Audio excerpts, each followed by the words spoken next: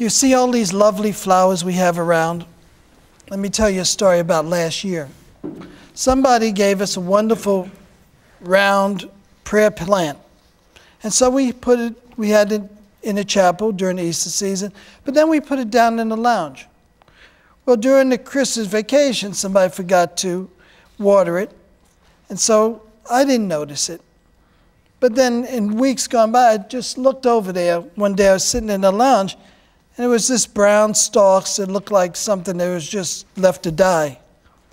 And so I whispered, oh, gee, I got to get rid of that plant. And so I didn't think about it again until I was in there again and saw this stalk there, all brown and withered. And so I said, let me just take care. And a woman came up to me and said, oh, no, Father, all you got to do is water it. And I said, yeah. I was embarrassed because I'm thinking that we have some junk hanging around. And so I put it in the next room. I came back at 4:30 for my conference, and there's the plant. And I said, what is this, Ghostbusters? So what happened was, she said, see, Father, we watered it. You got to give it time. It was hard as clay, and the water just ran all over the floor because it didn't soak in yet. I did. I went in there the next morning to give another talk, and there's green coming up. And I said, this is good. She said, we told you, Father. So one of the things about it, I was thinking that must be the way the disciples were, that their hearts were hard.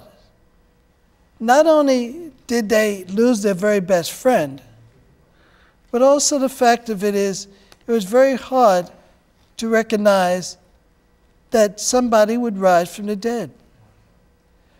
But Jesus appears to them and reminds them, yeah, keep hope alive. Yeah, there's something more. We need people in our life to do that for us, because there's times that we've been discouraged. The times there wasn't enough money at the end of the month. The times that we left somebody or we lost somebody through death or sickness. The things that happen that we just can't get over, we can't forget. That we feel discouraged, we feel like a failure, we feel most alone. Do you turn to Jesus? And do you have what it takes to be able to be the water for somebody else? To be able to give them a new start? See, that's what faith is.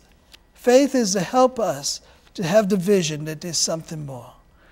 And hope is there to be able to say, I'm walking beside you, to be with you when that's something more happening. As love says, I'll never leave you. When we come together for Eucharist, we have the words of Jesus and the action.